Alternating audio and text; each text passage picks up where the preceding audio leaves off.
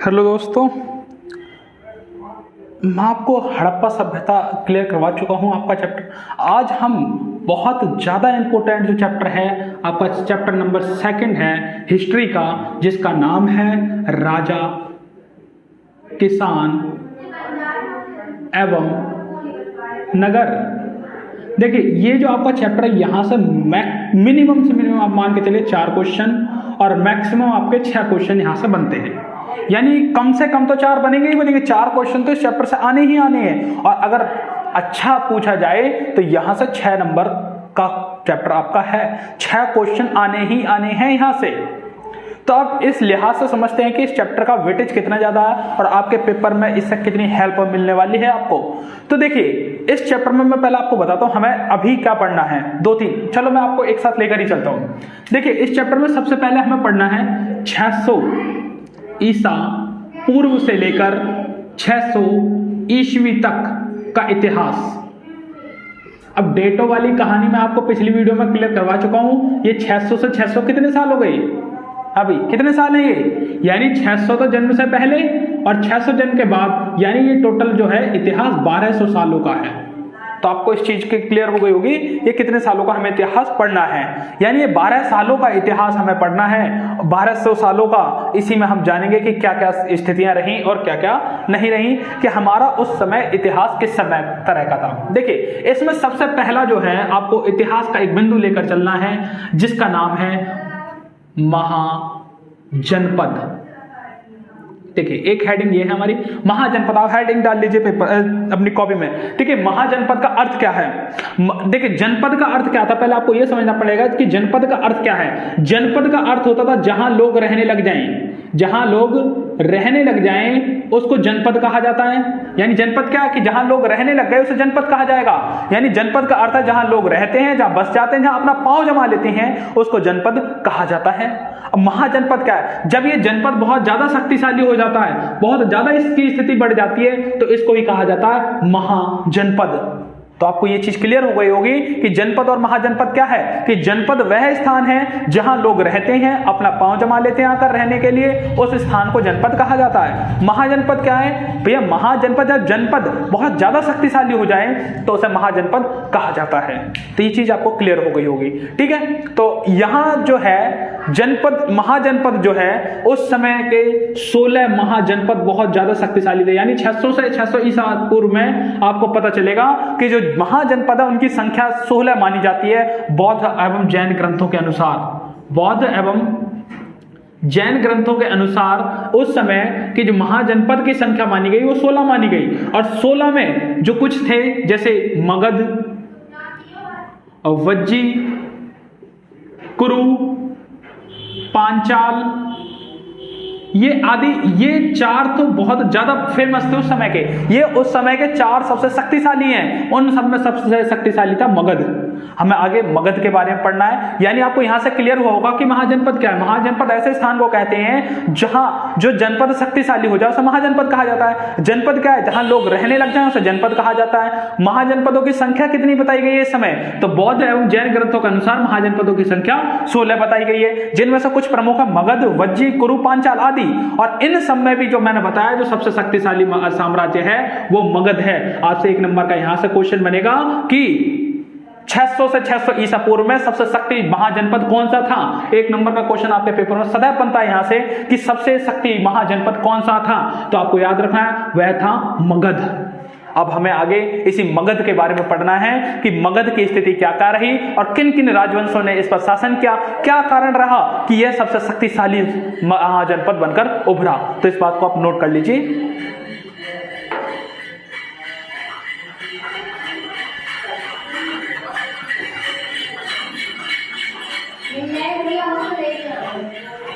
I hope you understand very well that I wrap it.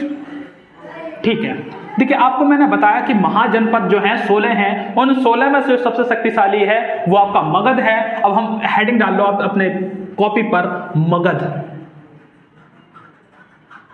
देखिए पहले मैंने बताया कि जो मगध है यह सबसे शक्तिशाली है। सबसे शक्तिशाली होने का क्या कारण रहेगा कि जो मगध है वो इतना शक्तिशाली हो जाएगा? तो देखिए सबसे पहला कारण क्या था कि जो मगध शक्तिशाली हुआ, उसके बाद कुछ कारण बता रहा हूं आपको कि मगध के शक्तिशाली होने के क्या कारण है। तो सबसे पहले मगध में सिंचाई व्यवस्था बहुत अच्छी थी, यानी सिंचाई व्यवस्था बहुत अच्छी थी। सिंचाई व्यवस्था अच्छी होने के कारण क्या होगा? देखो सिंचाई व्यवस्था अच्छी कैसे होगी? यहां नहरें बहुत अधिक हैं, नहरों की अधिकता है, नहरें बहुत अधिक हैं, और जब नहरें बहुत अधिक होंगी तो सिंचाई अच्छी होगी, और जब सिंचाई अच्छी होगी तो यहाँ कृषि का उत्पादन बहुत अच्छा होगा, और जब कृषि का उत्पादन बहुत अच्छा होगा तो यहाँ के लोग पैसे वाले होंगे, धनवान होंगे, और जब धनवान होंगे तो आपको पता है जो व्यक्ति धनवान होता है, पैसे वाला होता है, वो सदैव ही शक्तिशाली होता है। यानी सबसे पहले मगध के शक्तिशाली होने का पहला कारण यह है कि मगध में नहरों की अधिकता होने के कारण सिंचाई व्यवस्था बहुत अच्छी थी, और सिंचाई व्यवस्था बहुत अच्छी होने के कारण यहाँ उत्पादकता बहुत अच्छी थी, और उत्पादकता बहुत अच्छी होने के कारण यहाँ के लोग रईस थे, और रईस होने के कारण मगध जो था आपका बहुत ज्यादा शक्तिशाली था। पहला कारण। दूसरा कारण क्या है? यहां लोहे की खानें थी, लोहे की खानें। अब देखिए लोहे की खानें, इससे कैसे मगध शक्तिशाली हो जाएगा? जब लोहे की खानें होंगी तो औजार बहुत अच्छे बनाए जाएंगे। जब औजार बहुत अच्छे बनाए जाएंगे तो क्या ये युद्ध में काम नहीं आएंगे? जब युद्ध में काम आएंगे तो इसका मतलब क्या, हम युद्ध पहले से बेहतर तरीके से कर पाएंगे। आप देखिए, एक आप लट्ठियों से युद्ध करो, लाठी से आप युद्ध कर रहे हो, एक बंदे के पास लोहे की तलवार हो, अब जब इन दोनों के बीच भिड़ंत होगी तो कौन जीतेगा? भैया लाठी तो एक वार में कट जाएगी, खत्म। तलवार वाला व्यक्ति अधिक शक्तिशाली हो जाएगा। यानी लोहे की खानें मिलने के कारण औजार बहुत अच्छी तरीके से बनाए गए, और जब औजार बनाए गए तो युद्धों में उनका प्रयोग किया गया, जिसके कारण मगध शक्तिशाली हो गया। अच्छा, क्या औजार ही काम किया जा रहा है लोहे का? तो लोहे से यहां पर ये हल बनाते थे। जब लोहे का हल होगा, लोहे की आपने कुदाल सुनी होगी, जब लोहे का हल होगा, लोहे की कुदाल होगी तो बंजर भूमि, देखिए जो आपका पहले जमाने में लकड़ी के हल चला करते थे, जैसे मैंने हड़प्पा सभ्यता में आपको बताया। अब मट्टी कहीं की बहुत ज्यादा ठोस है, बहुत ज्यादा बंजर मट्टी है, इतनी ठोस है कि वहां लकड़ी का हल चलेगा ही नहीं। तो ऐसी स्थिति में क्या होगा, अगर आप पे दूसरा हल नहीं है, लोहे का हल नहीं था, तो उस भूमि को छोड़ना पड़ गया। और जो लोहे का हल आया, लोहे की कुदाल तो आप समझते हो ना, देखो लोहे की कुदाल कुछ इस तरह की होती है, ये लोहे की कुदाल है, यानी ये जो हिस्सा होता है बहुत पैना होता है। जब ये जमीन में पड़ता है तो जमीन से अपनी मट्टी को उखाड़ना स्टार्ट कर देता है, मट्टी को उखाड़ेगा तो वहां की मट्टी भूमि पे उत्पादन अधिक हो पाएगा। यानी लोहे की खानें मिलने के कारण लोगों ने औजार बनाए, जिसके कारण युद्ध जीते। युद्ध जीतने के कारण मगध बहुत शक्तिशाली था। दूसरा क्या है कि उन्होंने हल का प्रयोग किया, लोहे का कुदालों का प्रयोग किया, और इनके प्रयोग के कारण खेती पहले से अधिक की जाने लगी। इसके कारण मगध जो है वो आपका शक्तिशाली होता चला गया। अच्छा, तीसरा कारण क्या रहेगा? देखिए मगध के शक्तिशाली होने का तीसरा कारण है यहां हाथियों की अधिक संख्या। मगध में जो था हाथी बहुत अधिक थे। हाथी बहुत अधिक का मतलब क्या होगा? हाथी से कैसे शक्तिशाली होगा भैया? जब हाथी अधिक होंगे तो इसका मतलब क्या, उनका सेना का संचालन करने में बहुत अच्छा काम आएगा। हाथी सेना का एक प्रमुख अंग होते थे। उस समय ये हाथी को प्रशिक्षण देते थे और उन्हें लड़ाकू हाथी बनाए देते थे, और लड़ाकू हाथी युद्ध में एक निर्णायक भूमिका निभाते थे। यानी हाथियों की अधिक संख्या होने के कारण मगध शक्तिशाली होता चला गया।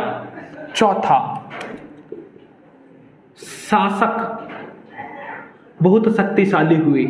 जो शासक थे वो भी बहुत ज्यादा शक्तिशाली थे, जिस कारण ये आसपास के शासकों से आराम से युद्ध जीत जाते थे। जब आराम से युद्ध जीत जाते थे, जिसके कारण मगध जो है आगे शक्तिशाली होता चला गया। यानी आपसे पूछेगा मगध के शक्तिशाली होने के कारण क्या है कि वहां सिंचाई व्यवस्था बहुत अच्छी थी, लोहे की खानें बहुत अधिक थी, इसके कारण मगध शक्तिशाली होता चला गया। हाथियों की संख्या बहुत अधिक है, इसलिए मगध शक्तिशाली होता गया, और शासकों जो थे बहुत अधिक शक्तिशाली थे, जिस कारण मगध जो है आगे शक्ति का केंद्र बनता चला गया। इन्हीं कारणों से जो मगध रहा वो आपका संपूर्ण 16 जनपदों में सबसे शक्तिशाली हुआ, और बाकी जितनी भी जनपद थे, 15 जनपद और बचे, उनके पास ये ऐसी सुविधाएं उपलब्ध नहीं थी, और ऐसी सुविधाएं उपलब्ध ना होने के कारण जो मगध था आपका वो सबसे शक्तिशाली होता चला गया। तो मगध के शक्तिशाली होने के एक 4 कारण हैं, इन बात को आप नोट डाउन कर लीजिए।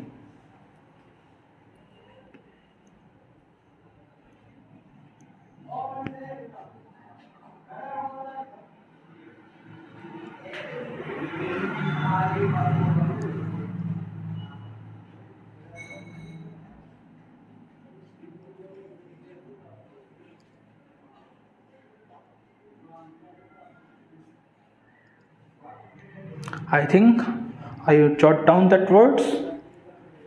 then I rough it। तो आप इस बात को समझ गए होंगे बड़े आराम से कि मगध जो है वो इतना शक्तिशाली कैसे होता चला गया।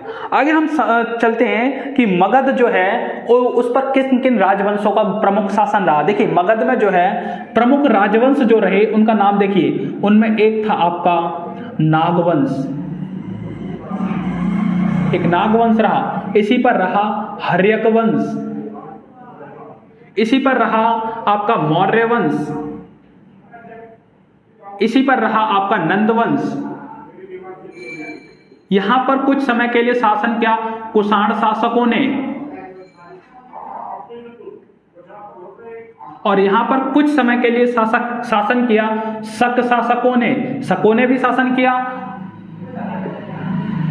और यहां कुछ समय के लिए शासन किया लास्ट में गुप्त वंश ने। देखिए जो मगध है उन पर इतने वंशों का शासन रहा, नागवंश, हर्यक वंश, मौर्य वंश, नंद वंश, कुषाण वंश, शासक, शक शासक, गुप्त वंश, इन सब ने मगध पर एक समय के लिए कुछ ना कुछ समय के लिए शासन किया। और इन सब में सबसे ज्यादा जो फेमस रहा वो आपका था मौर्य वंश। मौर्य वंश में चंद्रगुप्त मौर्य जब स्थापना करेगा इसकी तो यह सबसे शक्तिशाली साम्राज्य बनकर भारत के सामने आएगा, और यह भारत का पहला सबसे शक्तिशाली साम्राज्य बनकर उभर कर आता है। हमें आगे इसी के बारे में पढ़ना है। जो मुख्य हमारा मुख्य अध्याय जो डिपेंड करता है वो मौर्य साम्राज्य पर करता है सबसे ज्यादा। आपसे देखिए एक दो और पॉइंट पूछेगा कि मगध के प्रमुख शासक कौन से रहे। मगध के प्रमुख शासक, देखो आपसे पेपर में ऑप्शन देगा कि निम्न में से किसने मगध पर शासन नहीं किया है, तो उसमें आप एक अलग होगा और बाकी जो मैं बता रहा हूं उनमें से कोई ना कोई ऑप्शन होगा। देखिए आपका जो प्रमुख रहेगा वो है आपका बिंबिसार। बिंबिसार है आपका, एक अजात शत्रु है, और आपका एक शिशुनाग है,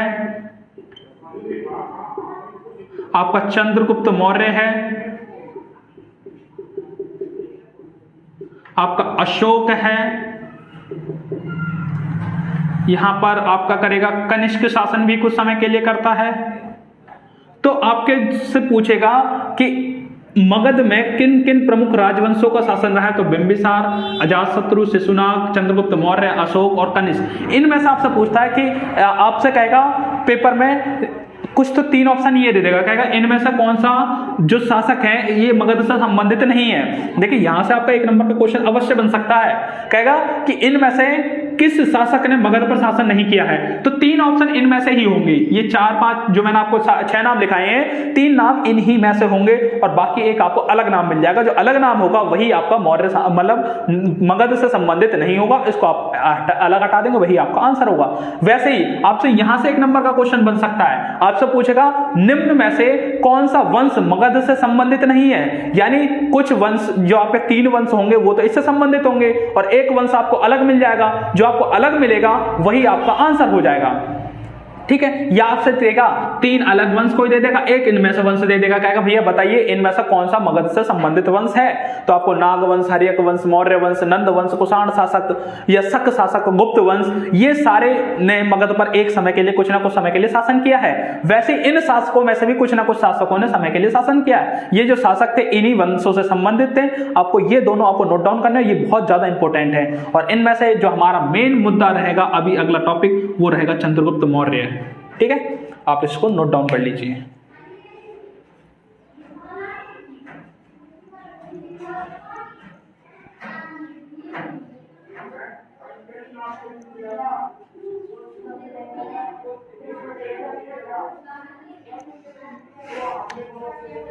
आई थिंक आप इसको अपनी कॉपी पर उतार चुके होंगे, मैं इसको रफ कर देता हूं।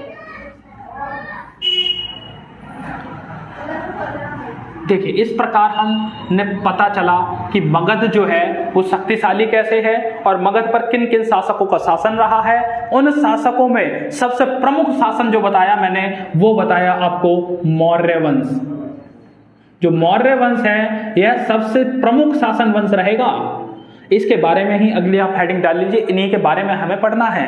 देखिए जो मौर्य वंश है इसकी स्थापना जो की गई वो चंद्रगुप्त मौर्य के द्वारा की गई, यानी चंद्रगुप्त मौर्य के द्वारा ही मौर्य साम्राज्य की स्थापना की गई, मौर्य वंश की स्थापना की गई। जो कहता चंद्रगुप्त जो मौर्य है, ये मौर्य कैसे पड़े, इनका जो उपनाम है वो मौर्य कैसा पड़ा, मौर्य वंश कहलाने का क्या कारण था? इनकी माता का नाम था मूरा, इनकी माता के नाम पर ही इसका नाम पड़ा था चंद्रगुप्त मौर्य, यानी जो मौर्य हैं वो इनकी माता के नाम पर कहलाते हैं चंद्रगुप्त मौर्य। देखिए मौर्य जो साम्राज्य था, इससे पहले देखिए मौर्य साम्राज्य की जो स्थापना हुई वो 321 से लेकर 185 तक मानी जाती है ईसा पूर्व में, यानी 321 ईसा पूर्व से 185 ईसा पूर्व तक मौर्य वंश ने मगध पर शासन किया। और कहता है चंद्रगुप्त मौर्य ने किसके हराकर मगध पर शासन किया? तो उस समय मगध पर शासन चल रहा था आपका नंद वंश का, और नंद वंश का एक प्रमुख महत्वाकांक्षी शासक था जिसका नाम था धनानंद। धनानंद उस समय मगध पर शासन कर रहा था, और धनानंद बहुत एक ज्यादा क्रूर वंश था, क्रूर शासक था।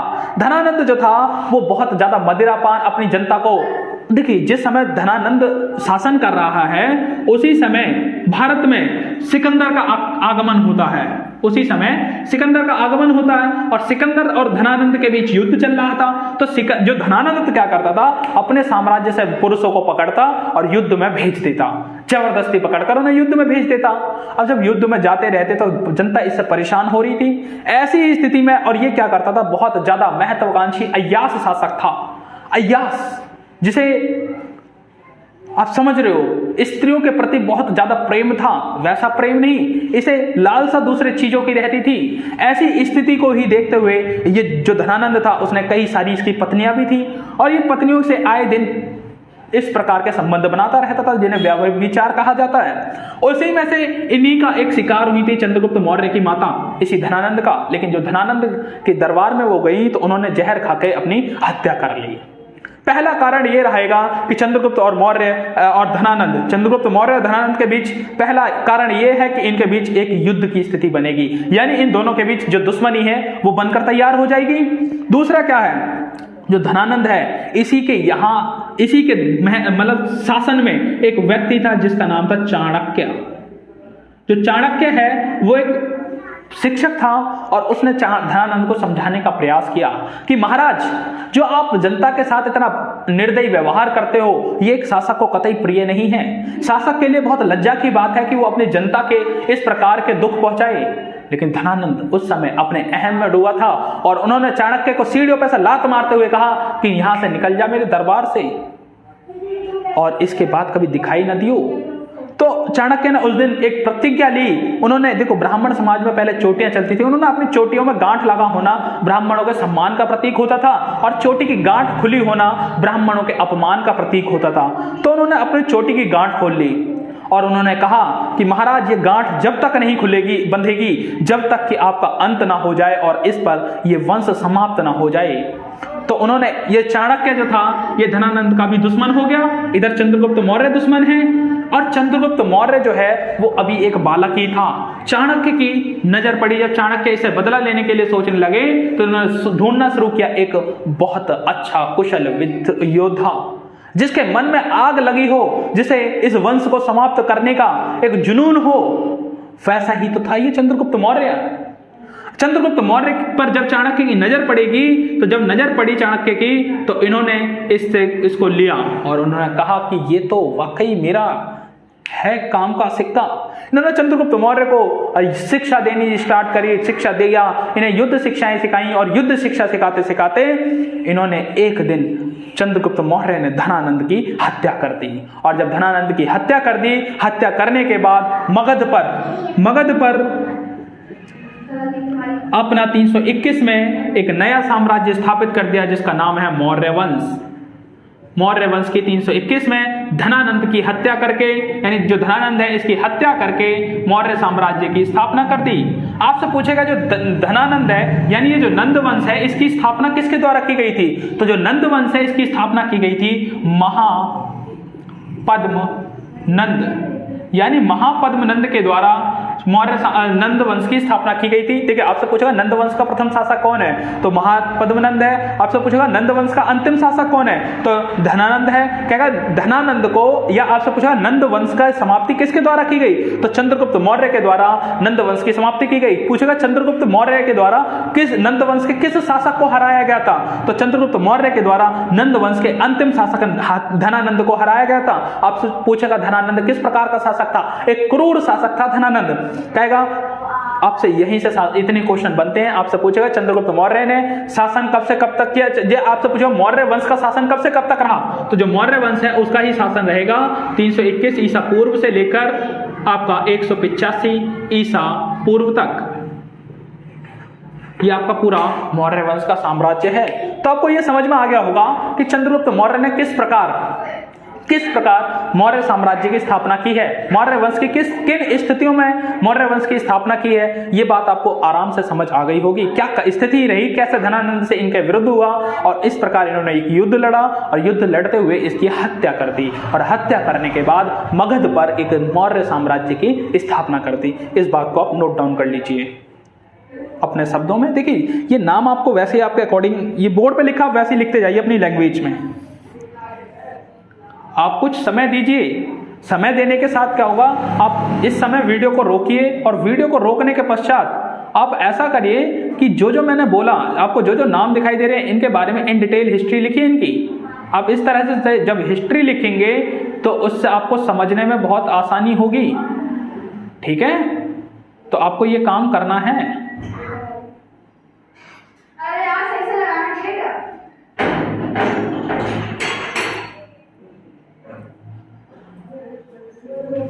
आई थिंक आप ये काम कर लोगे अपने आप इस काम को करना है।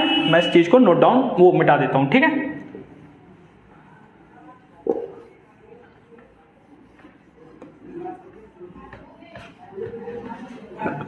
देखिए अब मैंने आपको चंद्रगुप्त मौर्य के बारे में बताता हूं।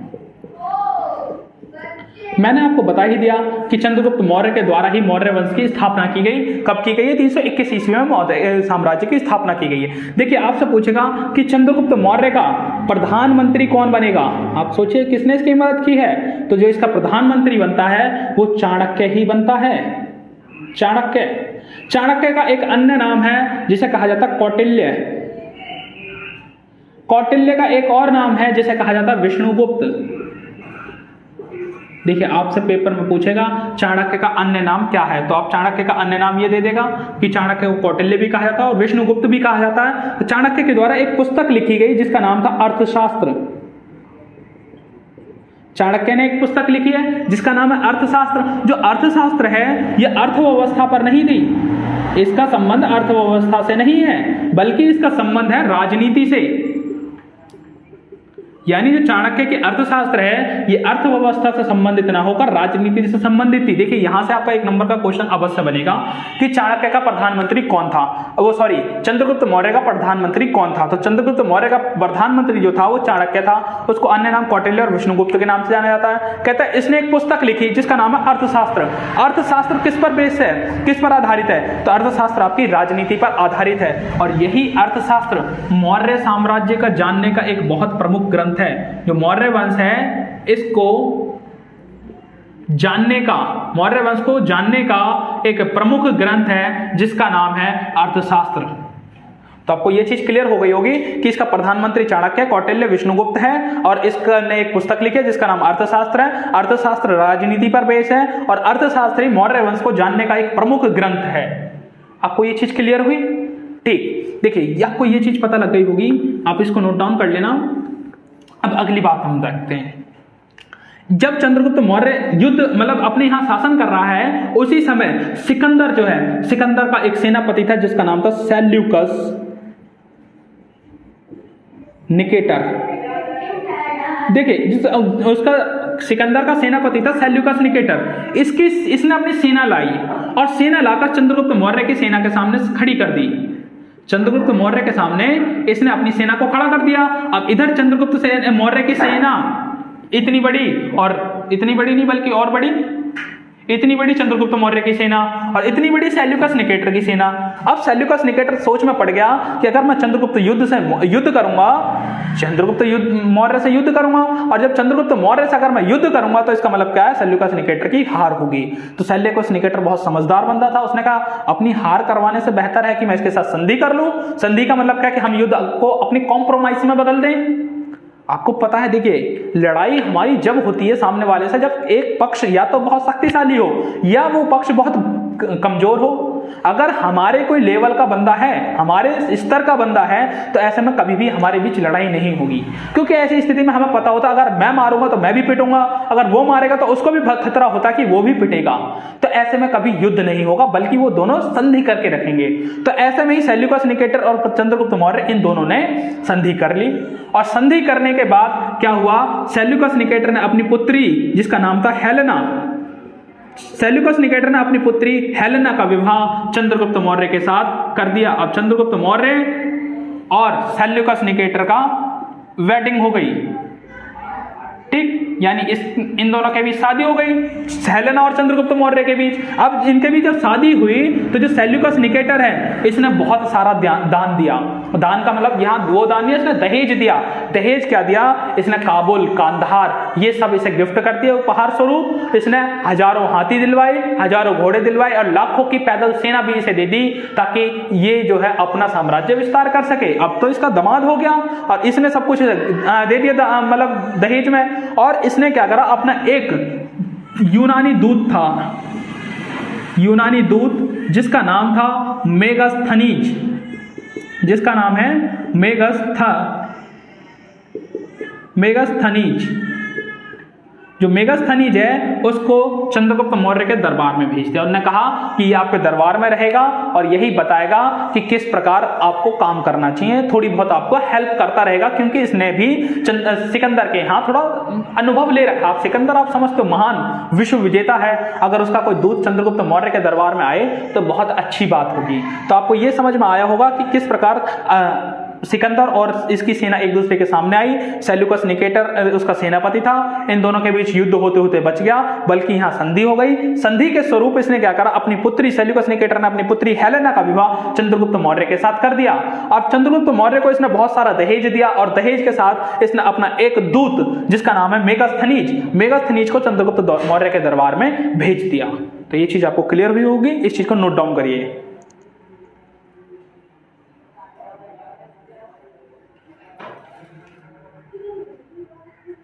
ठीक है, तो आप ये नोट डाउन कर लो।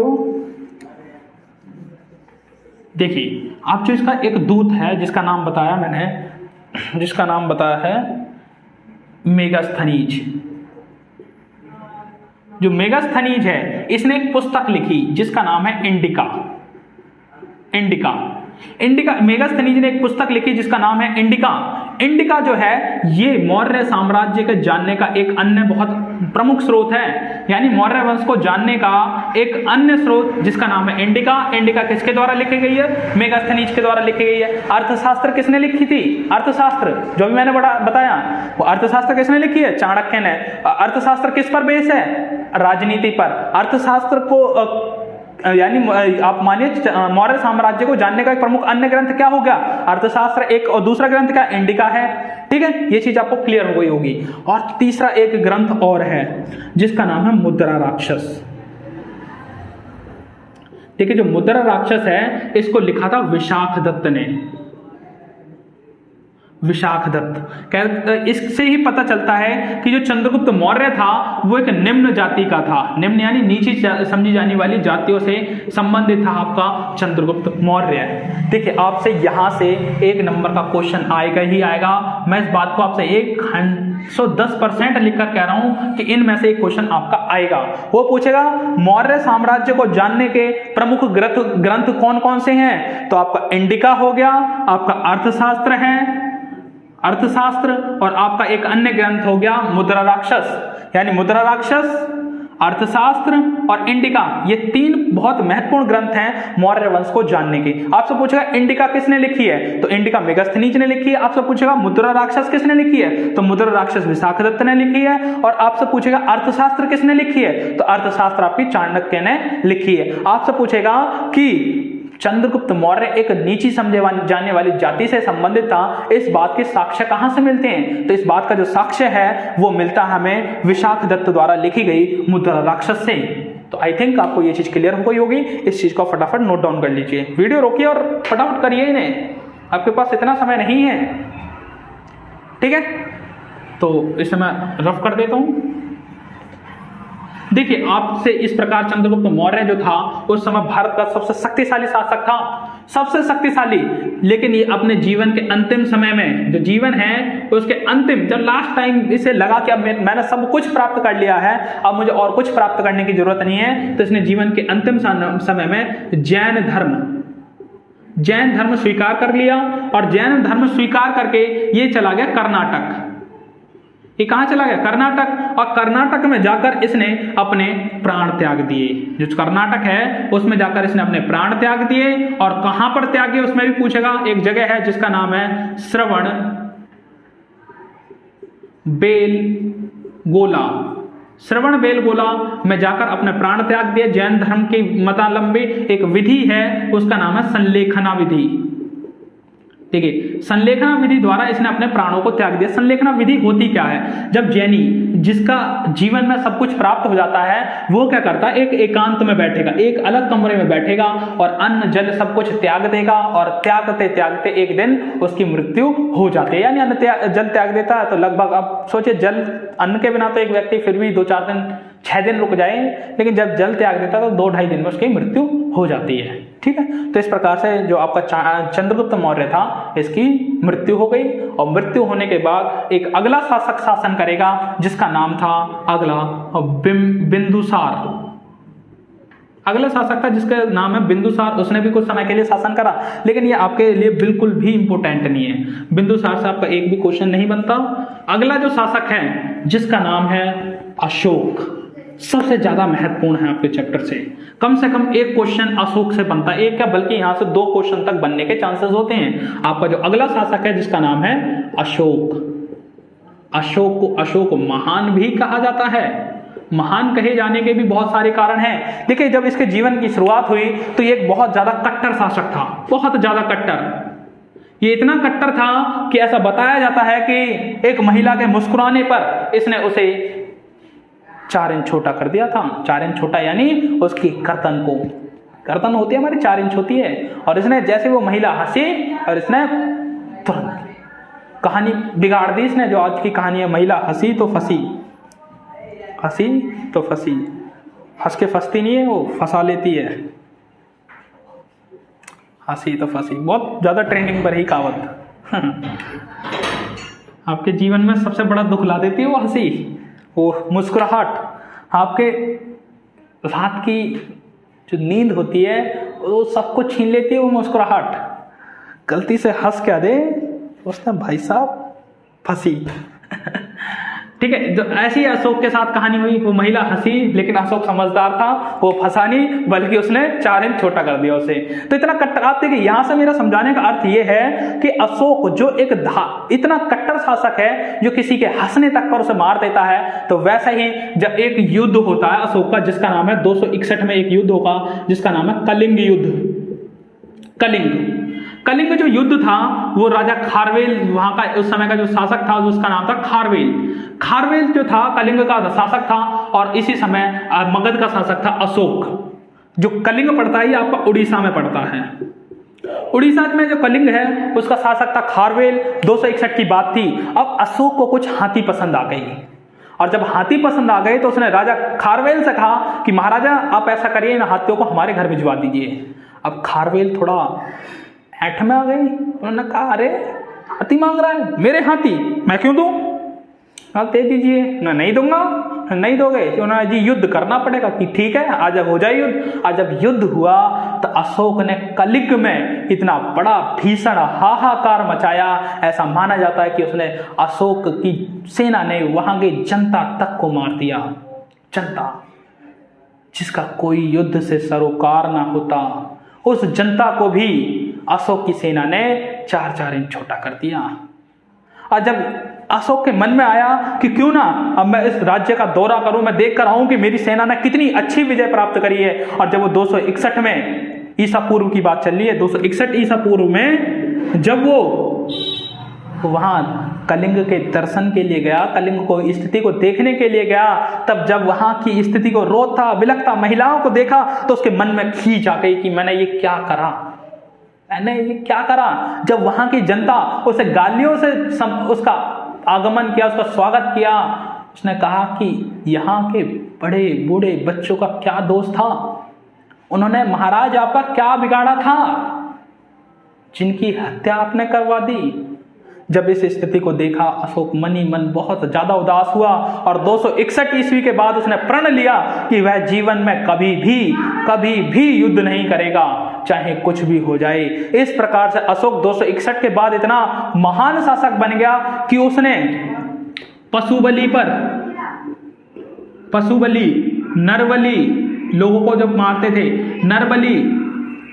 पशुबलि नरबलि या आपके ये किसी अन्य प्रकार की हत्याएं, इन सब पर उसने प्रतिबंध लगा दिया।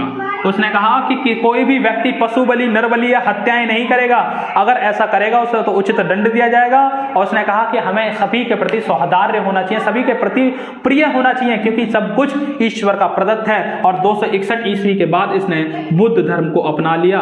आपको पता है कि बुद्ध धर्म में सभी प्रकार की बलियों पर रोक लगाई हुई है कि कोई भी व्यक्ति अहिंसा नहीं करेगा, और उसके पश्चात इसने ये करा और ये इतिहास का सबसे महान शासक माना जाता है। अशोक के धम्म की कहता कि अशोक का एक धम्म था। देखो कहेगा धम्म किससे संबंधित है, जो बौद्ध धर्म है, बौद्ध धर्म में एक धम्म नाम की एक चीज है। कहेगा धम्म किससे संबंधित है, तो ये अशोक से संबंधित है धम्म।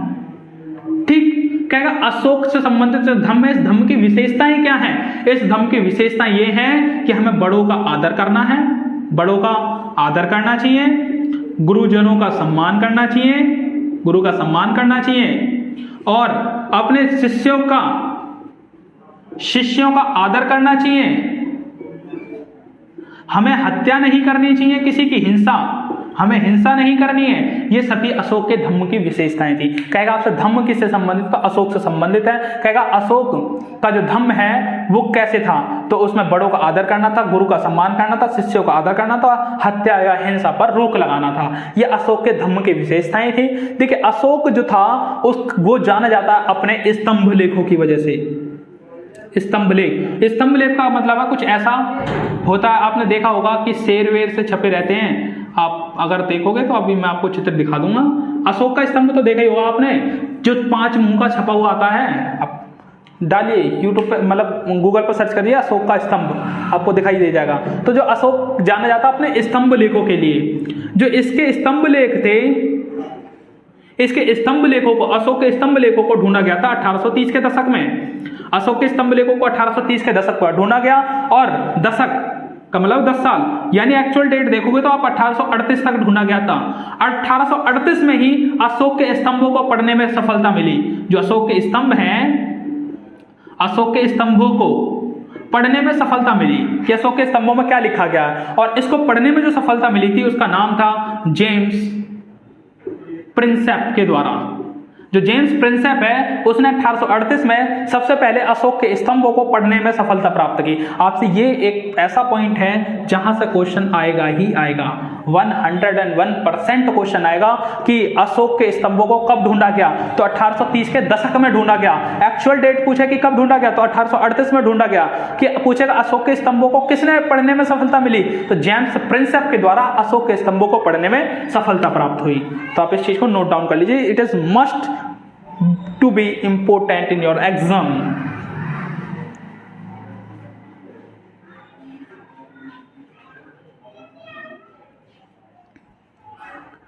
ठीक है, तो ये चीज आपको क्लियर हो गई होगी। इस चीज को मैं रफ कर देता हूं।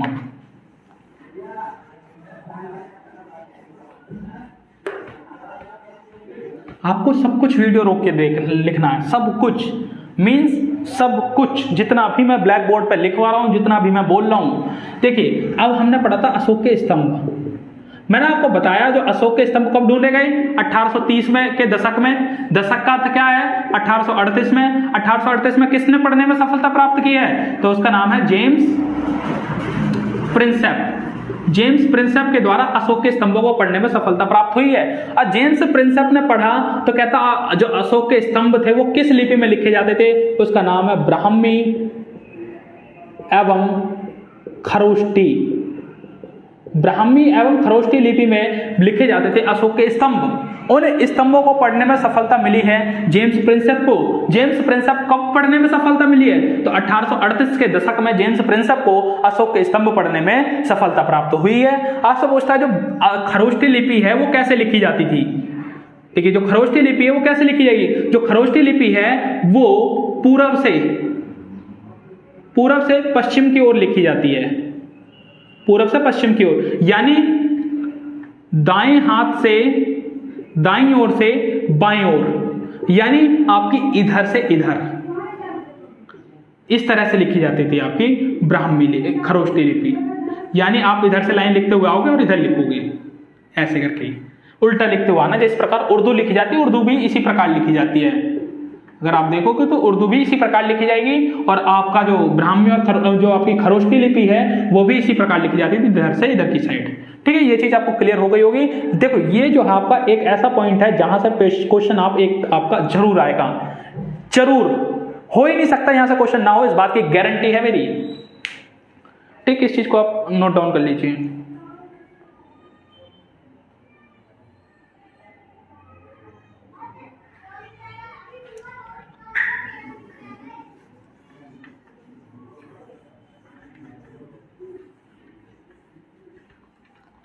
देखिए ये चीजें हमने पढ़ ली।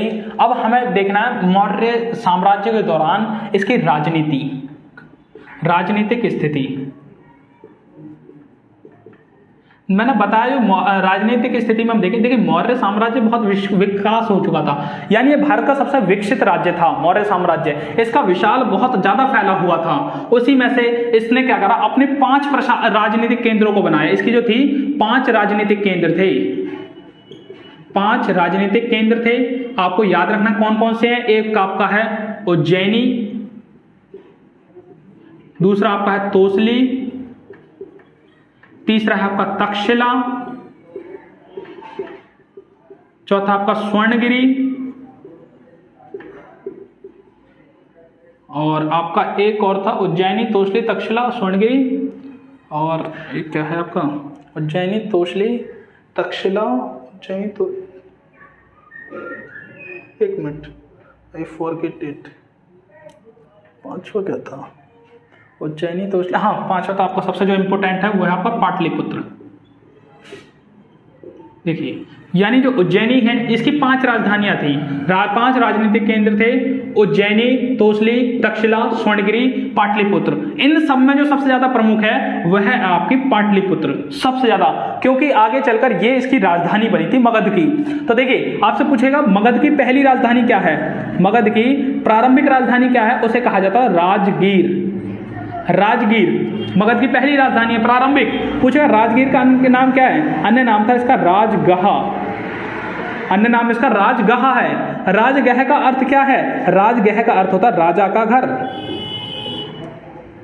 ठीक है, यानी आपसे यहां से 2-3 क्वेश्चन बनेंगे कि मगध की जो आपकी मौर्य वंश था, मौर्य वंश की आपसे पूछेगा कि प्रथम राजनीतिक स्थिति क्या है मौर्य वंश की। तो मौर्य वंश की 5 राजधानियां थी, उज्जैनी, तोसली, तक्षशिला, स्वर्णगिरी और पाटलिपुत्र, 5 राजनीतिक केंद्र है। इसमें पूछेगा मगध की पहली ये तो है आपके मौर्य वंश की, आपसे पूछेगा मगध की, ये मगध का है, कहेगा मगध की पहली राजधानी क्या हुई, तो मगध की पहली राजधानी हुई राजगीर। राजगीर का अन्य नाम क्या है, राजगीर का अन्य नाम है राजगहा। राजगह का अन्य नाम क्या है, राजा का घर, यानी राजगह का अर्थ है राजा का घर। और इसका पूछेगा ये तो प्रथम वाली है प्रारंभिक, लेकिन कहेगा आगे चलकर मगध की राजधानी क्या बनी, तो आगे चलकर जो मगध है उसकी जो राजधानी बनी उसका नाम था पाटलिपुत्र। ठीक है, जो पाटलिपुत्र आज इसको पटना के नाम से जाना जाता है, पटना जो आपका बिहार है। इसलिए मगध जो जाना जाता है आज बिहार के नाम से जाना जाता है, जो आपका मगध है, और जो पाटलिपुत्र वो आपका पटना के नाम से जाना जाता है। इस चीज को फटाफट नोट डाउन करिए, बहुत ज्यादा इंपॉर्टेंट चीजें हैं ये।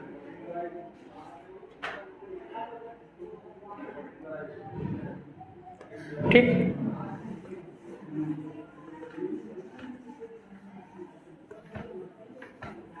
देखिए इसी तरह जो मेगास्थनीज था, मेगास्थनीज जी ने इसकी राजनीति को ऐसे बांटा था कि मौर्य वंश में एक तो होती है समिति जो मुख्य होती है और 6 होती है उपसमिति। आपसे यहां से एक डायरेक्ट क्वेश्चन बनता है कि मौर्य साम्राज्य में कितनी समितियां और कितनी उपसमितियां थी, तो एक समिति होती थी और 6 उपसमिति होती थी। इट इज बस आपसे ये क्वेश्चन पूछ सकता है, चांसेस हैं कि मौर्य साम्राज्य में कितनी समिति है, एक समिति है, कितनी उपसमिति है, 6 उपसमिति है, पूछेगा। इसकी इस बारे में बताता कौन है, तो आपका जो मेगास्थनीज है वो बताता है कि मौर्य साम्राज्य में एक समिति थी और 6 उपसमिति थी। इस बात की व्याख्या मेगास्थनीज के द्वारा की गई है। ठीक है, इस चीज को नोट डाउन कर लीजिए।